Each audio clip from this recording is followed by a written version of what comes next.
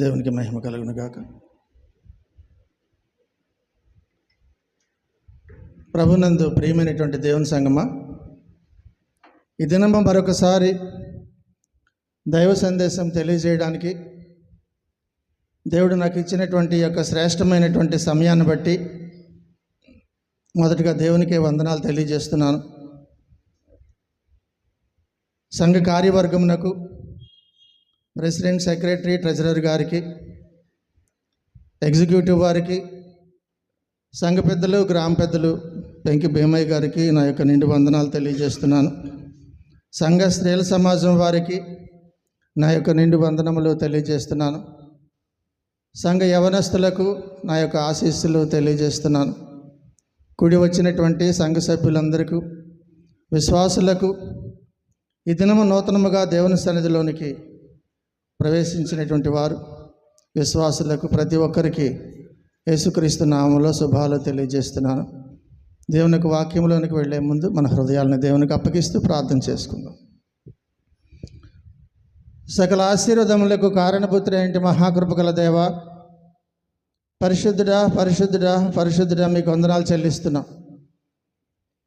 ఈ దినము మరొకసారి మీ పాద సన్నిధిలో మీ వాక్యాన్ని దేవ ధ్యానించడానికి, మీ వాక్య సందేశము తెలియజేయడానికి దేవా నాకైతే ఎటువంటి జ్ఞానము లేదని మీ పాద సన్నిధిలో ఒప్పుకొనుచున్నాను. ఈనాటి దేవా ఈయన ఒక వాక్య భాగము ద్వారా మా అందరితో, నాతో మీరు మాత్రమే మాట్లాడమని, మా బ్రతుకులను దేవా మీరే బాగు చేయమని, ఆధ్యాత్మికమైనటువంటి దేవా మరి మేలుకొలుపుతో దేవ మనల్ని ఉరిగొలుపమని, ప్రతి ఒక్కరితో దేవా ఈ దినము సూటిగా మీరు మాట్లాడమని, కేవలం మీరు మాత్రమే మహిమ పొందుమని నజరేయుడైన యేసు శక్తిగల నామమున అడిగి వేడుకొనుచున్నాము తండ్రి, ఆమేన్. ప్రియమైనటువంటి దేవుని సంగమా, ఈ దినము చదవబడినటువంటి వాక్య భాగము మత్తయి సువార్త 20వ అధ్యాయం నుంచి కొన్ని మాటలు, ఆత్మీయ సత్యాలను ఈ దినాన్ని ధ్యానిద్దాం. మొదటి వచనములో ఏమని ఉంటుందనంటే, ఎలాగనగా పరలోక రాజ్యము ఒక ఇంటి యజమానుని పోలి ఉన్నది. చాలండి. పరలోక రాజ్యము ఒక ఇంటి యజమానుని పోలి ఉన్నది. దేవుని రాజ్యం యొక్క మర్మములు ఉపమానాల ద్వారా బయలుపరచబడ్డాయి. దేవుని యొక్క రాజ్యము గురించి ముందు అధ్యాయంలో కూడా ఇదే యొక్క అధ్యాయంలో ఉన్నటువంటి భావాన్ని కొనసాగింపుగా మనము చూస్తాం. అక్కడ 19వ అధ్యాయంలో 30వ వచనాన్ని చూసినట్లయితే, మొదటివారు అనేకులు, కడపటివారు అగుదురు, కడపటివారు మొదటివారు అగుదురు అన్న మాటను అక్కడ మనం చూస్తున్నాం. ఈ యొక్క ముందు అధ్యాయంలో ఉన్నటువంటి 19వ అధ్యాయం 30వ వచనం మాటతో ఈ యొక్క 20వ అధ్యాయంలో ఉన్నటువంటి ఉపమానానికి సంబంధము ఉంది.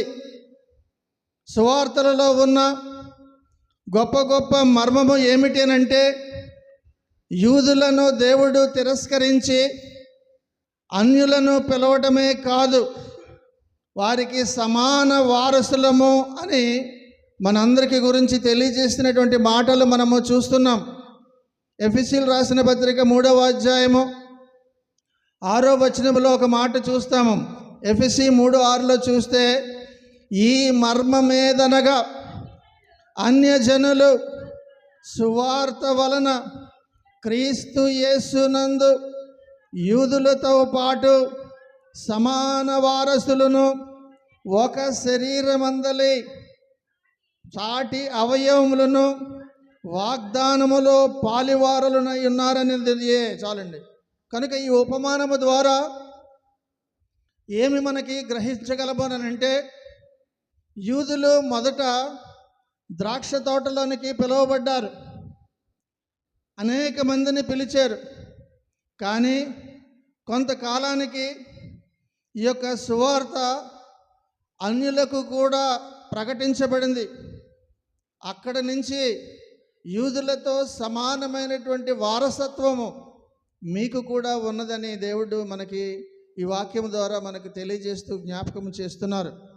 మరొక విషయం, దేవుడు ఎవరికి కూడా అచ్చి ఉండేటటువంటి దేవుడు కాదు.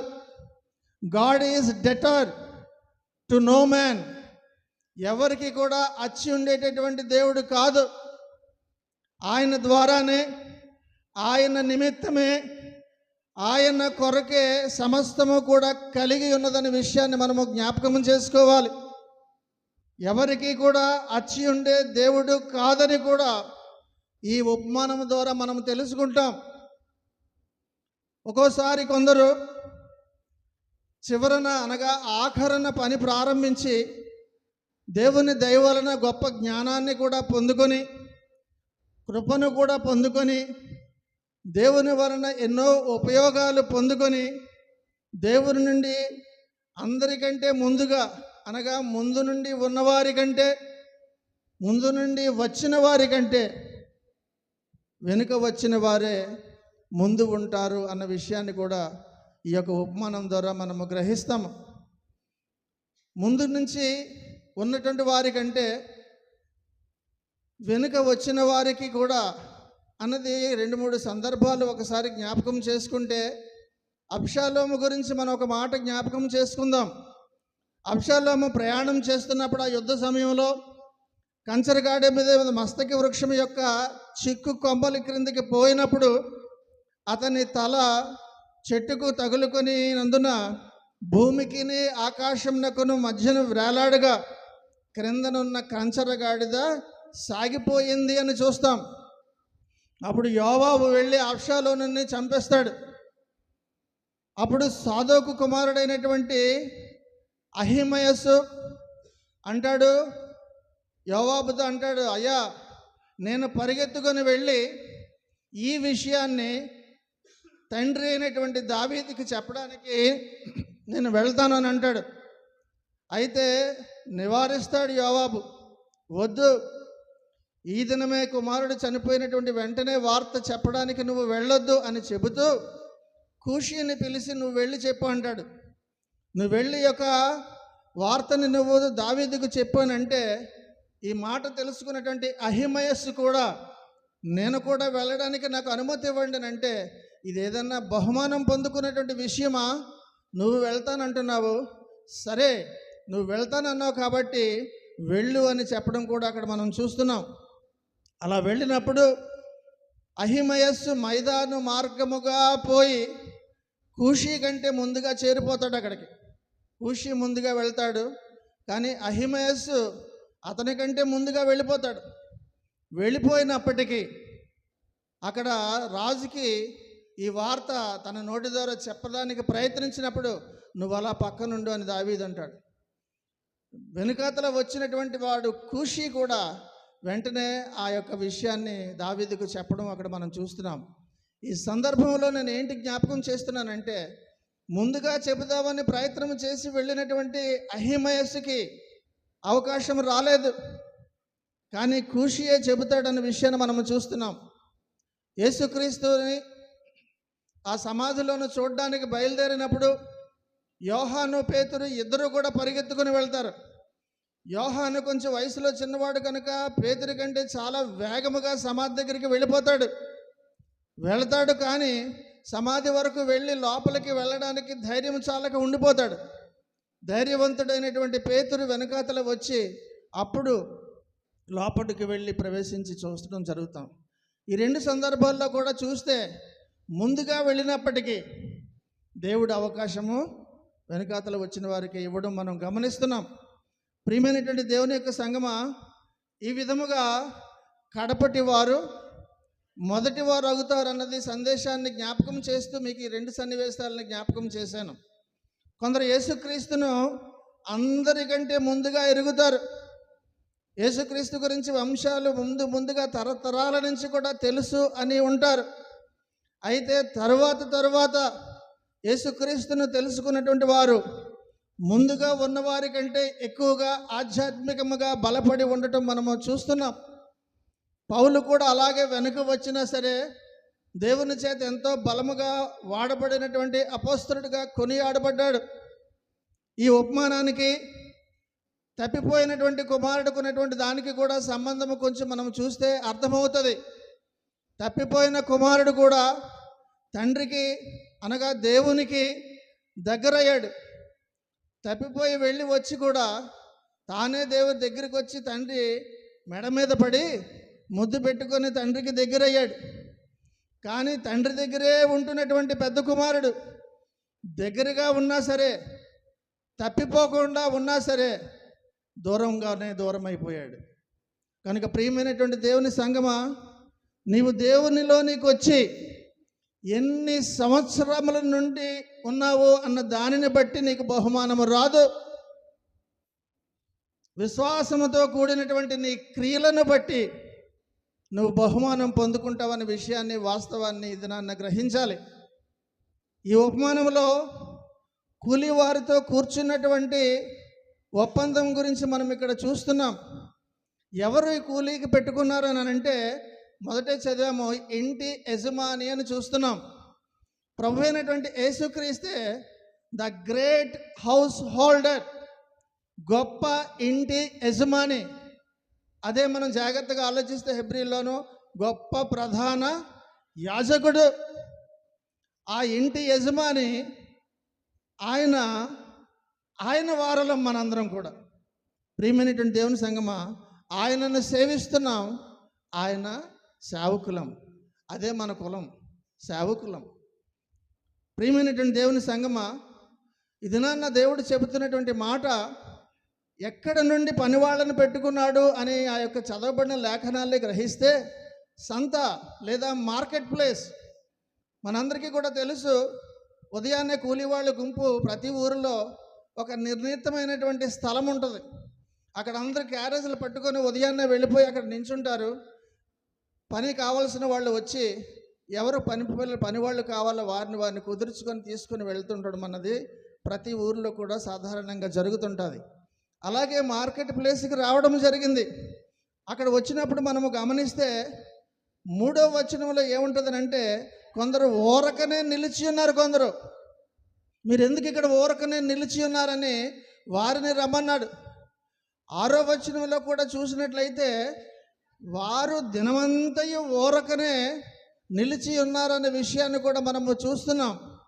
కనుక ఇక్కడ గమనించాలి, మనిషి యొక్క ఆత్మ ఏదో ఒక పని చేయడానికి సిద్ధపడి రెడీగా ఉంటుంది.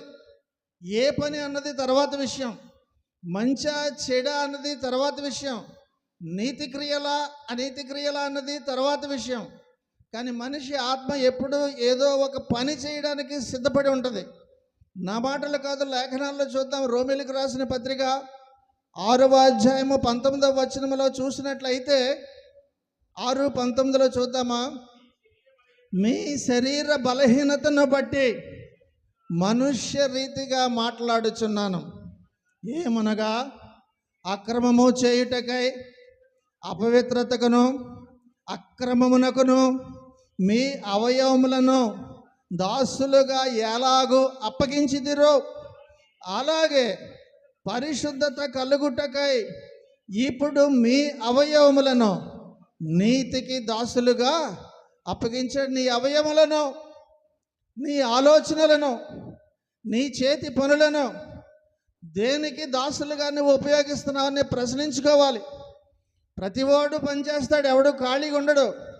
కానీ అది నీతి క్రియలా, దేవునికి దాసులుగా ఉండేటటువంటి క్రియలు చేస్తున్నావా, అక్రమమైనటువంటి క్రియలు చేస్తున్నావా అన్నది నీ ఆత్మ గురించి నీవు ఆత్మ పరిశీలన చేసుకోవలసినటువంటి సమయం ఇది. సాతాను కూడా మనుష్యులను నిత్యము కూడా శోధిస్తూ ఉంటాడు. తన పొలములో పందులను మేపుటకు పనిలో పెట్టుకునేటటువంటి ఆ యొక్క నానుడిలాగా ఉంటుంది సాతాను తాలూకా ఆలోచన విధానము. అనగా తప్పిపోయినటువంటి కుమారుడు గురించి మనకు తెలుసు.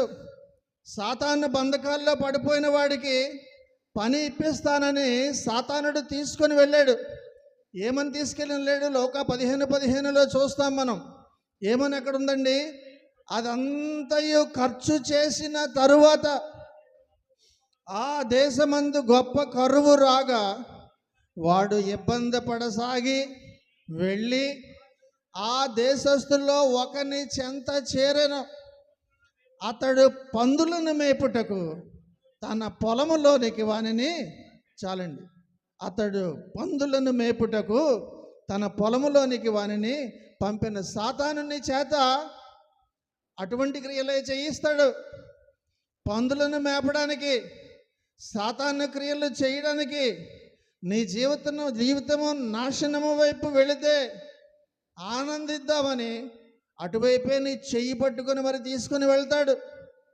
అందుకని అంటాడు, అతడు పందులను మేపుటకు తన పొలములోనికి వానిని పంపెను. సాతానుడు అటువంటి వాటికే తీసుకెళ్తాడు. కానీ బాబు, నువ్వు చాలా బాధల్లో ఉన్నావు, రా గుడిలోకి వెళ్దామని తీసుకెళ్ళడు. గుడిలో ఉన్నవాడిని పందుల దగ్గరికి తీసుకెళ్తాడు. యూదులకు పందులను మేపుట అపవిత్రత, అన్క్లీన్ థింగ్, మరియు అది ఒక దీనస్థితి, ఘోరమైనటువంటి last stage of the man. దీనస్థితిలోనికి పందుల మేపడం ఉన్న దానికి తీసుకొని వెళ్ళి, ఇది నీ బతుకు అని చూపించి, ఇదన్నా నాకు కావాలి అని అనిపించి దాసోహం అయిపోయేలాగా సాతానుడు తన కాళ్ళను నీకు నిత్యము చూపిస్తూనే ఉంటాడు. ప్రియమైనటువంటి సహోదరుడా, సహోదరి, ఈ దినము సాతాను దేవుని యొక్క పిల్లలను ఆ విధముగా పందులను మేపడానికి, అపవిత్రమైన దాని వైపు నువ్వు పరిగెత్తడానికి నిన్ను ఎప్పుడూ కూడా ప్రేరేపిస్తూ ఉంటాడనే విషయాన్ని గ్రహించాలి. అందుకనే నీ ఆత్మను నీవే ఆత్మ పరిశీలన చేసుకోవాలి. ఏమిటనంటే, ఏ క్రియలు నువ్వు చేస్తున్నావు? పందుల పని చేస్తున్నావా? దేవుని యొక్క మందిరములో ఉండదగిన పవిత్రమైనటువంటి పనులు చేస్తుందా నీ యొక్క ఆలోచనల్లో కానీ క్రియలలో కానీ అని ఆత్మ పరిశీలన చేసుకో. మరోపక్క యేసు ప్రభు తన యొక్క ద్రాక్ష తోటలో పనివారిని అందరినీ కూడా కూలీకి పెట్టుకోవడానికి బయలుదేరారు. ఆ తోటను సంరక్షించడానికి, ఆ తోటను కాయడానికి, ఇదంతా కూడా పరలోకపు పని. ఈ పని నిమిత్తమై కూలివారిని పనికి పెట్టుకోవడానికి ఆయన బయటకు వచ్చారు. ఆయన ఈ దినము నిన్ను కూడా అడుగుతున్నారు. 2 రకాల పనులని చెప్పాను కదా. ఒకటి ఆ పని ఉంది, 2 ఈ పనికి నిన్ను పిలుస్తున్నారు. ఆ పనికి నిన్ను ఈడ్చుకొని వెళ్తున్నాడు, పదా పందుల దొడ్లో. కానీ ఈ పనికి నిన్ను ప్రేమతో పిలుస్తున్నారు. నీ ఇష్టమో. యెహోషువ చెప్పినట్టుగా నువ్వు ఇటుంటావా అన్నది యెహోషువ ఆనాడే మనకు ఒక ఛాలెంజ్ ఇసిరారు. చూద్దామా ఏంటో అది? యెహోషువ గ్రంథము 24వ అధ్యాయము 15వ వచనంలో ఒక మాట ఉంటుంది. 24:15, యెహోవాను సేవించుట మీ దృష్టికి కీడని తోచిన ఎడల మీరు ఎవరిని సేవించెదరో, నది అద్దరిని మీ పితరులు సేవించిన దేవతలను సేవించెదరో, అమోరీయుల దేశమున మీరు నివసించుచున్నారే వారి దేవతలను సేవించెదరో. నేడు మీరు కోరుకొనుడి, మీరెవరిని సేవింప కోరుకొనినను నేనును నా ఇంటి వారును యెహోవాను సేవించదమనే ఆఖరి మాట నువ్వు అనగలవా? అనాలి. దేవునిని, యేసుక్రీస్తుని సొంత రక్షకుడిగా అంగీకరించినటువంటి నీవు నిత్యము కూడా దేవుని దగ్గర సాక్ష్యముగా అనవలసినటువంటి మాట, మీరెవరిని సేవింప కోరినను నేనును నా ఇంటి వారును యెహోవాను, ఆ మాట అనాలి. ప్రియమైనటువంటి దేవుని సంగమా, రెండవది, మనమందరము కూడా పనికి నియమింపబడుటకు ఊరకనే నిలిచినటువంటి వారము. దేవుడు వచ్చి పిలిచి నిన్ను పనికి నియమించడానికి ఆయన సిద్ధముగా ఉన్నారు. పిలుపు కొరకు నీవు కూడా నన్ను ఎప్పుడు పిలుస్తారా అని నీవు కూడా సిద్ధంగా ఉండాలని కూడా ఇది నాన్న దేవుడు నీతో మాట్లాడుతున్నారు. ఇది ఉపమానమును కథగాను ఈనాడు చెప్పడానికి ఇక్కడ నేను నిలవబడలేదు. కానీ నీ జీవితం అనేటటువంటి కథని, నిజ జీవితమైనటువంటి నీ కథతో దీనిని ముడిపడి ఉన్నదని ఇది నన్ను జ్ఞాపకం చేసుకోవాలి. దేవుని సేవలోనికి నిన్ను నియమించడానికి రోజంతా కూడా నిలుచున్న వారితో సమానము మనము. రోజంతా ఖాళీగా ఐడిల్గా ఉండడానికి అనగా సాతాను ఆ చీకటి లేదా తన యొక్క చీకటి యొక్క చాకిరీ చేయించుకోవడానికి సిద్ధంగా ఉంటాడని సూచిస్తుంది. కొందరు పని గురించి వచ్చి నించుంటారు రోడ్డు మీద. ఎవడు పని ఇవ్వకపోతే బాగుండు, గబగబా ఇంటికి వెళ్ళిపోయి తినేసేసి పడుకుందాము, తప్పదురా అని ఎవడన్నా పిలిస్తే తప్పదని వెళ్దాము అన్న ధోరణిలో ఉన్నవాళ్ళు కూడా పనికి నిలబడతారు. అటువంటి వారే తర్వాత ఆఖరిని ఇక ఎవడో లేడు నువ్వన్నారా అని తీసుకెళ్ళవలసిన పరిస్థితి వస్తున్నటువంటి కూలీకి నిలబడిన వాళ్ళు కూడా ఉంటారు. కానీ ఈ దినాన్ని చెబుతుంది, నువ్వు ఇష్టపూర్వకంగా నిలబడు, నాకెందుకురా ఇది అని అనుకోకని తెలియజేస్తున్నారు. ఖాళీగా ఉన్నవారు, an idle brain is a devil's workshop, సాతాను యొక్క వర్క్షాప్ అది. అందుకనే ఖాళీగా ఉండకూడదు అంటున్నాడు.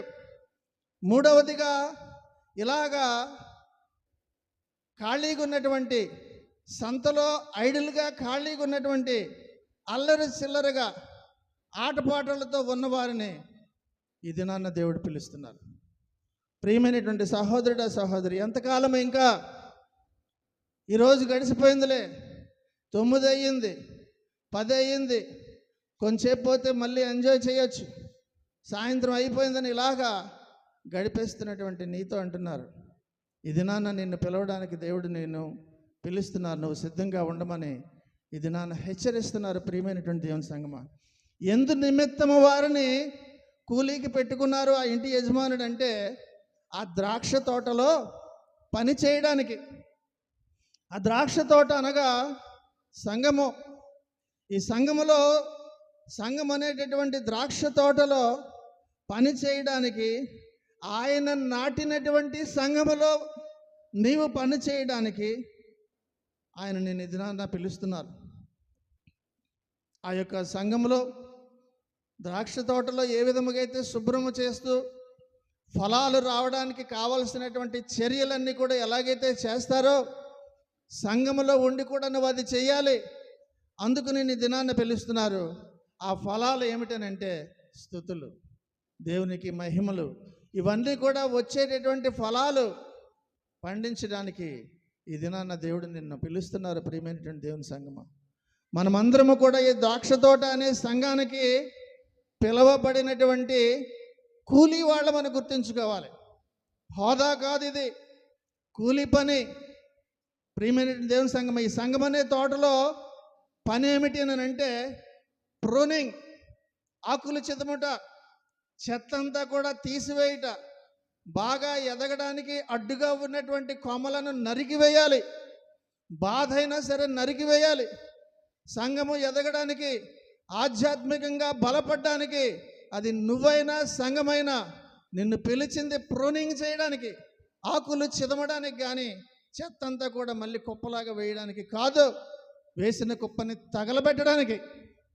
ప్రియమైనటువంటి దేవుని సంఘం గమనించాలి, మనందరము కూడా సొంత ద్రాక్ష తోట మనకుంది, మన ఆత్మను మనము పండించాలి.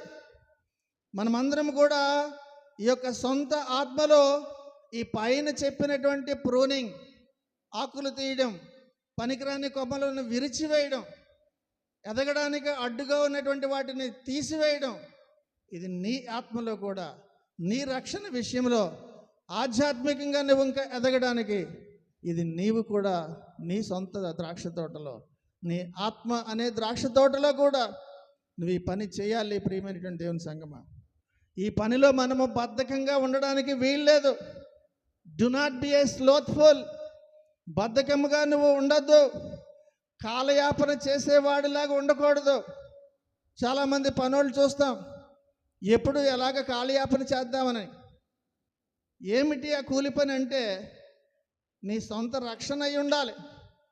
ప్రియమైనటువంటి దేవుని సంగమా, ఏ పని కూడా చేయకుండా ఖాళీగా ఉండేవాడే నరకానికి వెళ్తాడు. దేవుని యొక్క సేవలో నిత్యము బిజీగా ఉన్నవాడే పరలోకానికి చేరుకుంటాడనే విషయాన్ని కూడా గమనించాలి. దేవుని సేవలో ఆధ్యాత్మికంగా నువ్వు బిజీగా ఉన్నావా? పరలోక మార్గంలోనికి పయనించే దారిలో ఉన్నావా? చెత్త పనులు చేసుకుంటూ, చెత్తను ఇంకా పోగు చేసుకుంటూ ఖాళీగా నరక మార్గంలోనికి వెళ్ళే దిశలో నువ్వు ఉన్నావా? ఒకసారి కళ్ళు మూసుకొని ఆలోచించుకో. ప్రియమైనటువంటి దేవుని సంగమా, ఎంత కూలి ఇస్తాన్నారనంటే దినమునకు ఒక దేనారం, దినమునకు ఒక దేనారము. నువ్వు సంగమనే తోటలో పని చేసేటటువంటి పనికి ఖచ్చితముగా బహుమానం ఉంటుంది. ముందే చెప్పాం, దేవుడు ఎవరికి అచ్చి ఉండే దేవుడు కాదు. ఎంత కాల వ్యవధికి కూలిని పెట్టుకున్నారని అంటే ఒక దినానికి. ఎంతకండి? ఒక దినానికి ఒక రోజు పని. ఒక రోజు పని అనగా ఒక లైఫ్ టైం, ఒక జీవితకాలము అని అర్థం. ఒక దినము అనగా ఇక్కడ ఒక జీవితకాలము. నేను ఇలాగ నా జీవితకాలం అనుకున్నట్టుగా ప్రతి ఒక్కరు కూడా నా జీవితకాలము ఒక దినం అనుకోండి. నా జీవితకాలము అదే ఒక దినము జరగబోతున్నటువంటిది. ఈ యొక్క ఒక దినం ఈ జీవితం యొక్క పనిచేసే కాలము పగలు మాత్రమే. ఎందుకంటే వాక్యం ఏం చెబుతుందనంటే యోహాను సువార్త 9వ అధ్యాయం 4వ వచనంలో పగలున్నంత వరకే నన్ను పంపిన వాని క్రియలు మనము చేయుచుండవలెను, రాత్రి వచ్చుచున్నది అప్పుడు ఎవడనో పని చేయలేడు. అందుకే పగలే నిన్ను పని పెట్టుకున్నారు. ఒక దినము ఉదయం 6 నుంచి సాయంత్రం 12 అవర్స్, ఈ యొక్క సమయమే. అదే నీ జీవితకాలం ఇక్కడ పరిమాణం చూపిస్తున్నాడు. మనకున్నది చాలా తక్కువ సమయం అని గమనించాలి. ఇచ్చేటటువంటి బహుమానం ఏంటో తెలుసా? నిత్యత్వము, ఎవర్ లాస్టింగ్ నిత్యత్వము నువ్వు పొందుకోవడానికి అదే నీ కూలి. అంతకు మించిన కూలి ఏమైనా ఉందా? ప్రియమైనటువంటి దేవుని సంగమా, ఏ డేస్ వేజ్ నిత్యత్వము అదే నీ యొక్క జీవితకాలము, నా యొక్క జీవితకాలం అనే దినానికి ఇవ్వబోతున్నటువంటి కూలి. ప్రియమైనటువంటి దేవుని సంగమా, ఒక దినముతో పోల్చినటువంటి ఈ యొక్క జీవితకాలము ఈ లోకములోనికి మనల్ని పంపించిన పనిని పూర్తి చేయాలి. అదే ఇక్కడ మనకి చెబుతున్నారు. ఇక్కడ గమనిస్తే రోజులో కూలి వారిని ఒక్కొక్క గంటలో కూలికి పెట్టుకున్నాడు. ఆశ్చర్యం వేస్తుంది. ఇక్కడ పొద్దున్నే బయలుదేరి అబ్బాయి మీకు దినానికి ఓ దేనారం చొప్పున పనికి పెట్టుకుంటానని ఒక బ్యాచ్ని ముందుని పిలిచారు. 9 గంటలకు మళ్ళీని 3వ వచనం ఉందా చెప్పినట్టుగా ఊరకనే ఎందుకు నిలుచున్నారు అని ఒక దేనారం అని చెప్పకుండా నాకు ఏది తోస్తే అది ఇస్తాను రండి అన్నాడు. తర్వాత 2 సమయాలు అయిన తర్వాత మళ్ళీ కూడా కొద్ది సమయానికి 2 గంటలు 12 గంటలకు 3 గంటలకు కూడా వచ్చి మళ్ళీ కూడా పిలవడం జరిగింది. మీరు ఎందుకు ఊరకనే నిలిచి ఉన్నారు? ప్రియమైనటువంటి దేవుని సంగమా, ఈ 2 సమయాల్లో అనగా యేసుక్రీస్తు భూమిపై ఉన్నప్పుడు యూదులకు పిలుపునిచ్చారు. ఆ తర్వాత యేసుక్రీస్తు వారు ఆరోహణమైన తర్వాత 12 గంటలకు 3 గంటలకు మళ్ళీ యూదులను కూడా మళ్ళీ పిలిచారు.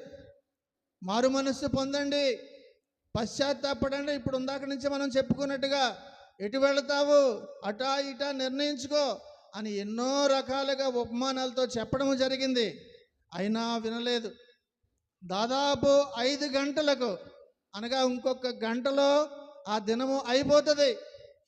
దాదాపు 5 గంటలకు మళ్ళీ కొందరిని పిలిచి వారు అక్కడ నిలిచి ఉన్నటువంటి వారితోటి ఇక్కడ ఏమన్నారు తెలుసండి? ఇక్కడ దినమంతయు మీరు ఎందుకు ఊరకనే నిలిచి ఉన్నారు అని వారిని అడుగగా వాళ్ళు ఏమన్నారు? 7వ వచనంలో, వారు ఎవడునో మమ్మను కూలీకి పెట్టుకొనలేదని చెప్పిరి. ఎవడునో మమ్మను కూలీకి పెట్టుకొనలేదని చెప్పిరి వారే అన్యులు. ఈ యొక్క ఆఖరి గంటలో పనికి వెళ్ళాలని ఉంది, కానీ ఎవరు కూడా కూలీకి పెట్టుకోలేదు. ముందునున్నవాడైతే ఎవడో పిలవపోతే బాగుందని చూస్తున్నారు, పిలిచినా సరే ఆలోచిస్తున్నారు.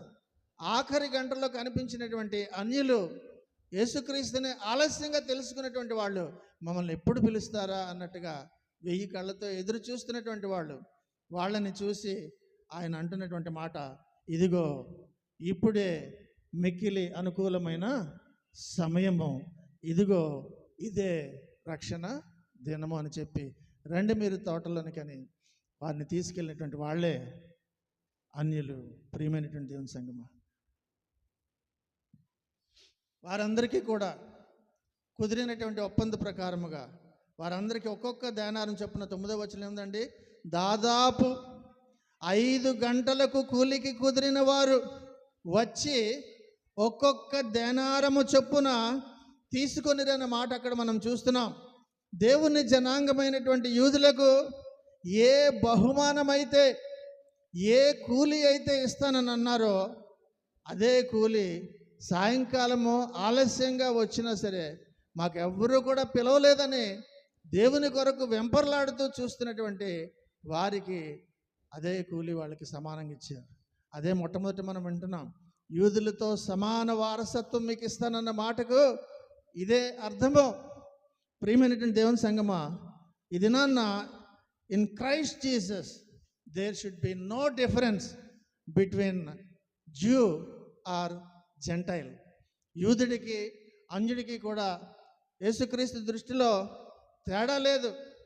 తేడాలు ఉన్నవాళ్ళ మనలోనే వీడు వాడు, వీడు, ఈమె అది, ఈమె ఇది అనుకున్న భేదాలు మనలోనే ఉన్నాయి, కానీ యేసుక్రీస్తులో లేవు.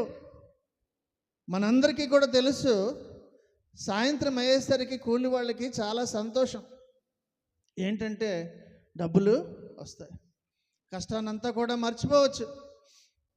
ఉదయం నుంచి కష్టపడినటువంటి దానికి గబగబా సమయం అయిన వెంటనే తలపాగా తీసి ముఖం తుడుచుకొని నడుంకు కట్టుకొని ఒకసారి నీళ్లుతో మొహం అంతా చేతులు కాళ్ళు కడుక్కొని ఆనందంగా సరదాగా మాట్లాడుకుంటారు. కారణం డబ్బులు వచ్చేటటువంటి సమయం, అకౌంట్ సెటిల్మెంట్ అయ్యేటటువంటి సమయం, డబ్బులు ఇచ్చేటటువంటి సమయం. సాయంత్రం అయినగా అకౌంట్ సెటిల్ అయ్యేటటువంటి సమయం. మన జీవితం కూడా సాయంకాలం అనగా అకౌంట్ సెటిల్ అయ్యేటటువంటి సమయం. సాయంకాలం కూలివాడికి కూలి ఇచ్చినట్టుగా నీ దినము, నీ యొక్క జీవితము, నా జీవితము సాయంకాలం అయినప్పుడు, మరణమైనప్పుడు ఇచ్చేటటువంటి తీర్పే అకౌంట్ సెటిల్మెంట్ అంటే. సాయంత్రము అయ్యేసరికి ప్రతి వాళ్ళ అకౌంట్ తప్పకుండా సెటిల్ చేస్తారు, లేట్ చేయరు, లేకపోతే వీడి వెళ్ళడు అక్కడి నుంచి. ప్రియమైనటువంటి దేవుని సంగమా, విశ్వాసంగా ఉన్న కూలి వారికి సాయంత్రము అనగా చనిపోయాక, మరణించక బహుమానమైన సిద్ధంగా చేసి ఉంచుతారు. అది సంతోషకరమైనటువంటి వార్తే. నువ్వు సహనంగా నిరీక్షించవచ్చు, అందులో ఏమీ కూడా అనుమానం లేదు. కానీ దేవుడు తాను నియమించినటువంటి క్రమం ఒకటి ఉంది.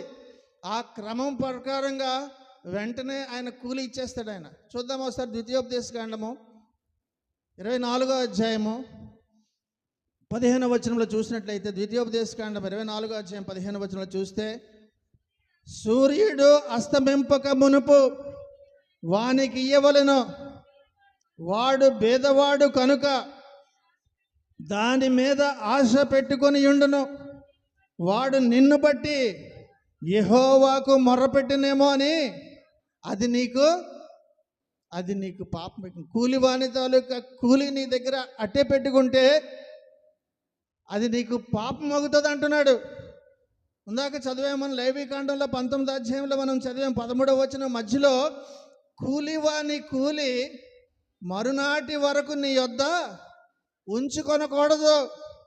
కొందరికి సరదా ఏడిపించడం, కూలోడికి సాయంత్రం అయితే ఎవరో, ఏరా ఇప్పుడు అంత అర్జెంటా, ఉదయం రా, లేదా నేను వెళ్ళిపోతున్నాను బండి వేసుకొని, ఇంటికి వచ్చి తీసుకో.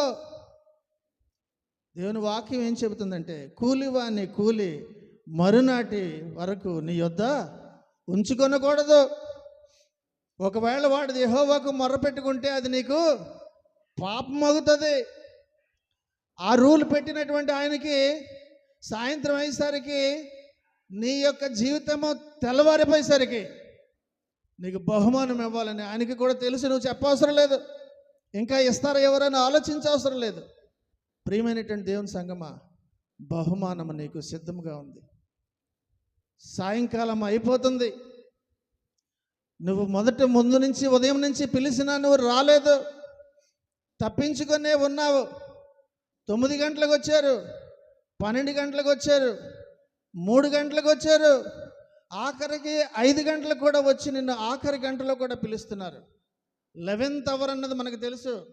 మీరు బతికారండి, 11th అవర్లో తీసుకొచ్చారండి, కాబట్టి బతికాడు అంటారు హాస్పిటల్లో.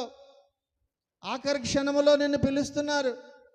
ఈ ఆఖరి క్షణాన్ని కూడా నిర్లక్ష్యము చేస్తే ఇక నేనేమి కూడా చెప్పడానికి వీల్లేదు. ప్రియమైనటువంటి దేవుని సంగమా, ఈ దినాన్న దేవుడు చెబుతున్నటువంటి మాట, అపోస్తలుడైన పౌలు ఇప్పుడు ఆయన క్రీస్తుతో ఉన్నాడు. ఆయన ఉదయం వరకు అనగా పునరుద్ధానం వరకు వెయిట్ చూడరు. ఆయన అతనికి కూలి బహుమానము పూర్తిగా వాయిదా పడదు. డెఫినెట్గా కూలి ఎప్పటికప్పుడు సాయంత్రం అయ్యేసరికి ఆయన నిర్ణయించిన పద్ధతి ప్రకారంగా ఆయన ఇస్తారు. ఈ లోకంలో సాయంకాలం అనగా శరీరంలో చేసినటువంటి ప్రతి కార్యానికి కూడా ఆయన కూలి ఖచ్చితంగా సాయంత్రం అయ్యేసరికి ఇస్తారన్న విషయాన్ని మనం జ్ఞాపకం చేసుకోవాలి. పరిచర్య చేయడానికి దేవుని సంఘం అనే ద్రాక్ష తోటలోనికి నిన్ను పిలుస్తున్నారు. దేవుని యొక్క పనిని నువ్వు నిబద్ధతతో చేయాలని పిలుస్తున్నారు. మరణం వారిని ద్రాక్ష తోట నుండి బయటికి పిలుస్తుంది, వారి కూలీని వాళ్ళు తీసుకోవడానికి. ప్రియమైనటువంటి దేవుని సంఘమా, ఇది నాన్న దేవుడు చెబుతున్నటువంటి మాట, కూలి నువ్వు వెళ్ళి తీసుకోవడానికి వీల్లేదు. సాయంత్రం అయితే ఆయనే పిలిచిస్తారు. వాక్యంలో మనం అదే చూపాం. సాయంత్రం గృహ నిర్వాహకుడిని పిలవడం అన్నది చూస్తున్నాం.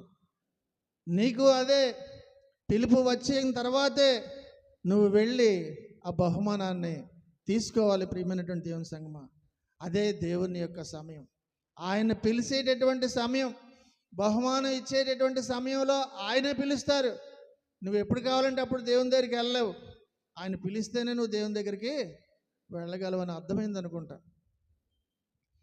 కొరింథీయులు రాసిన మొదటి పత్రిక 15వ అధ్యాయము 52వ వచనంలో ఒక మాట ఉంటుంది. కొరింథీయులు రాసిన మొదటి పత్రిక 15:52లో, ఇదిగో మీకు ఒక మర్మము తెలుపుచున్నాను, మనమందరము నిద్రించము గాని నిమిషములో ఒక రెప్పపాటున, అదే ఆయన ఎప్పుడు పిలుస్తారంటున్నారు, కడబూర మ్రోగగానే చాలండి, మనం అందరము కూడా మార్పు పొందము. ఆయనే పిలుస్తారు. కడబూర మ్రోగగానే అన్నది అనగా ఆయన పిలుపు అదే. సాయంత్రం అయ్యేసరికి యజమానుడు అందరినీ కూడా పిలుస్తాడు. కూలివానికి కూలి ఇవ్వడానికి పిలిచినప్పుడు ముందు ఎవరిని పిలిచాడండి చూద్దామా? మత్తయి సువార్త 20:8 సాయంకాలం అయినప్పుడు ఆ ద్రాక్ష తోట యజమానుడు తన గృహ నిర్వాహకుని చూచి పనివారిని పిలిచి, చూడండి ఎవరు అక్కడ, చివర వచ్చిన వారు మొదలుకొని మొదట వచ్చిన వారి వరకు వారికి కూలి ఇమ్మని చాలండి. చివర వచ్చిన వారితో మొదలు పెట్టమన్నారు. మొట్టమొదటి పెట్టుకున్నాను, ముందు వాళ్ళ నుంచి లైన్గా ఇచ్చుకుంటూ రా కూలి అని చెప్పలేదు.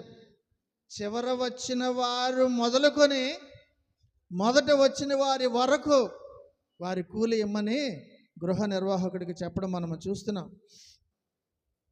క్రీస్తునందుండి మృతులైన వారు మొదట లేస్తారు అని అర్థం. ఆ మీదట సజీవులై నిలిచియుండి మనము వారితో కూడా ఏకంగా ప్రభువును ఎదుర్కొనేటకు ఆకాశ మండలం గుండా వెళ్తాం. ప్రియమైనటువంటి దేవుని సంగమా, మేఘముల మీద కొనిపోబడతాం. ఇది నాన్న దేవుడు చెబుతున్నటువంటి మాట. ముగించబోతున్నాను, జాగ్రత్తగా వినండి. ప్రభు అయినటువంటి యేసుక్రీస్తు నీ హృదయాన్ని తడుతూ ఎప్పటికీ నిన్ను ఎన్నిసార్లు పిలిచారు ఆలోచించుకో. జ్ఞాపక శక్తి కొంచెం తక్కువే ఇటువంటి విషయాల్లో. ఎన్నిసార్లు నిన్ను ఇప్పటికీ పిలిచారు? నిన్ను కాన్స్టెంట్గా అవర్కి గంటకి కూడా నిన్ను వచ్చి పిలుస్తున్నటువంటిది ఎన్నిసార్లు పిలిచాడు? ఏమని పిలిచారో తెలుసా? నీకు గుర్తుందా? నా కుమారుడా, ఎందుకు ఊరకనే ఇక్కడ నిలిచి ఉన్నావు? ఊరకనే ఎందుకున్నాను? మళ్ళీ 6వ వచనంలో మళ్ళీ పిలిచారు. ఇలాగ నిన్ను ఎన్నిసార్లు పిలిచారో ఒకసారి ఆత్మ పరిశీలన చేసుకో. పిలిచినటువంటి ప్రతిసారిలో ఎన్నిసార్లు నిర్లక్ష్యము చేసావు, ఇప్పటికీ నువ్వు పిలుపుకు స్పందించి నువ్వు దేవుని యొక్క సన్నిధిలోనూ ఆలయంలో ఆయన సేవ చేస్తూ ఉన్నావా? లేదా ఆదివారం అటెండెన్స్ ఒకటి వేసుకొని నీ పనులు నీవు ఉన్నావా అని ఒకసారి ఆలోచించాలి. ప్రియమైనటువంటి దేవుని సంగమా, దేవుని యొక్క పిలుపు కొన్నిసార్లే ఉంటుంది. ఈ ఉపమానంలో 4 సార్లే పిలిచారు ముందు, ఇంకొకసారే పిలుపు ఉంది. టోటల్గా ఈ యొక్క అధ్యాయంలో 5 సార్లే పిలిచారు. ఇక మిగిలి ఉన్నది ఆఖరి పిలుపు నీకు మిగిలి ఉంది. అదే ఈ దినాన్ని నీతో చెబుతున్నారు. ఇన్నిసార్లు నిన్ను పిలిచాను, నువ్వు రాలేదు. ఆఖరిగా నీకు చెబుతున్నాను, 5 గంటల సమయంలో ఇంకో గంటే సమయం ఉంది, ఆఖరిగా నిన్ను పిలుస్తున్నానని ఈ దినాన్న నీతోటే సూటిగా చెబుతున్నటువంటి మాట. ఇది నీకు చివరి పిలుపు. ఇది నీకు చివరి పిలుపు. ఒక దినము అనగా ఒక జీవిత కాలము. 5 సార్లు ఇప్పటికి పిలిచారు నిన్ను. నా ఆత్మ నరులతో ఎల్లప్పుడూ వాదించదు. అస్తమానం నీతో వాదిస్తానని చెప్పటం లేదు ఇక్కడ. ప్రియమైనటువంటి దేవుని సంగమా, ఈ దినాన్న పిలుస్తున్నటువంటి ప్రతిసారి కూడా నువ్వు తిరస్కరిస్తున్నావు. ప్రతిసారి కూడా ఆయన పిలుపు మెల్లిమెల్లిగా స్వరము తగ్గిపోతుంది. మొట్టమొదటిసారి గట్టిగా పిలుస్తారు, నీకు వినబడలేదేమో అని. విని వినబడినట్టు ఉన్నావో లేదో అర్థమైన తర్వాత పోనీ మళ్ళీ పిలుద్దామని పిలిచారు. ఇలాగ ఇప్పటికే నీకు 4 సార్లు పిలిచారు. ఇంకొకసారి నీకు సమయం ఉంది. అందుకనే నీతో ఈ దినము కఠినముగా ఒక మాట చెప్పక తప్పటలేదు.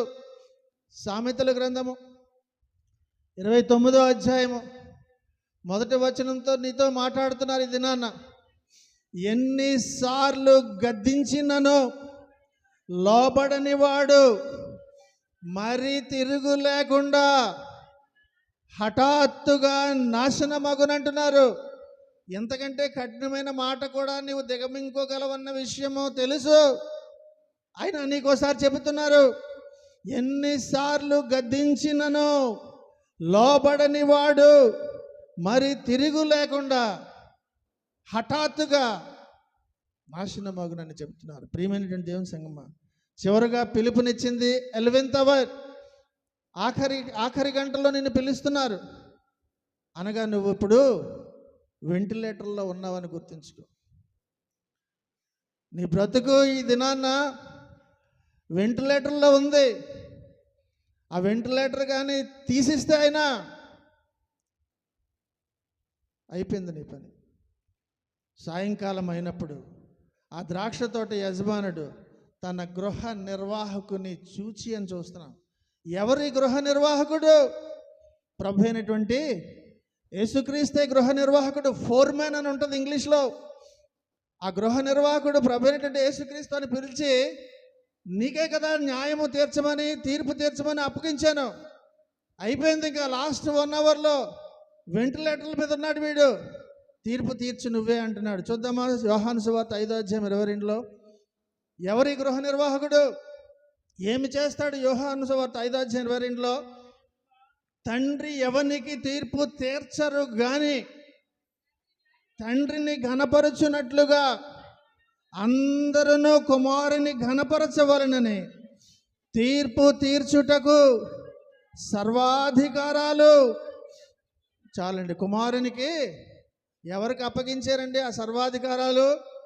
తీర్పు తీర్చడానికి కుమారునికి అప్పగించారని వాక్యం సెలవిస్తుంది. ఆయనే గృహ నిర్వాహకుడు, ఆయనకే అప్పగించారు. నీకే అప్పగించేశాను. ఈ వెంటిలేటర్లో ఉన్నవాడిని ఏం చేస్తావో, ఊపిరి పోస్తావో, వెంటిలేటర్లు తీసేస్తావో, నీకే నేను అప్పగించేశానని ఆయన తన యొక్క కుమారుడైన ప్రభువైన యేసుక్రీస్తు వారికి అప్పగించారు. ప్రియమైనటువంటి దేవుని సంగమం, లేదంటే నేను అలాగలేను. యేసుక్రీస్తు నా సొంత రక్షకుడిగా అంగీకరించి మొట్టమొదట పెట్టుకున్నటువంటి కూలివారిలాగా ఒప్పుకున్నటువంటి ఒప్పంద ప్రకారంగా 1 దినారానికి నేను మీ యొక్క తోటలో పనిచేస్తున్నానంటే శభాష్, మంచి నా దాసుడు అనే దినం నీతో అంటున్నారు. ఒకవేళ కానట్లయితే ఇదే అనుకూలమైన సమయం. ఈ ఆఖరి గంటలో కూడా నిన్ను పిలుస్తున్నారు. మార్పు చెందుతావా? లేదు నాకు ఇదే సుఖంగా ఉంది, పందులను మేపుటే నాకు ఇష్టమని అనుకుంటావా? చాయిస్ ఈజ్ యువర్స్ అని యెహోషువ మళ్ళీ జ్ఞాపకం చేస్తున్నాడు. నువ్వు ఎవరిని సేవిస్తావో సేవించుకో. నేనును నా ఇంటి వారును యెహోవాను సేవించదమని అంటావో లేదా ఏమని అంటావో నీకే అది విడిచిపెడుతున్నాను. ఇది నన్ను ఆలోచిద్దాము. ఈ విధముగా మనము ఆలోచిస్తూ దేవుని యొక్క మాటలకు మనం ఉన్న మాటలన్నిటినీ కూడా మన హృదయంలో పెట్టుకొని, ఎవరి గురించి వాక్యం చెప్పారు, నా గురించి కాదని అనుకుని పక్కకు పెట్టేస్తావా? ఆత్మ పరిశీలన చేసుకొని సిన్సియర్గా దేవుని సన్నిధిలో కళ్ళు మూసుకొని ప్రార్థిస్తూ ఆలోచిస్తావా? నీకే నేను విడిచిపెడుతున్నాను. కళ్ళు మూసుకుందాం, ఆత్మ విమర్శ చేసుకుందాం. ఎందుకు ఈ దినాన్ని ఆలయంలోనికి వచ్చామో, దేవుడు నాతో ఏంటి మాట్లాడారో, ఇది నాతోటే మాట్లాడారా లేదా అని ఆత్మ పరిశీలన చేసుకుందాం.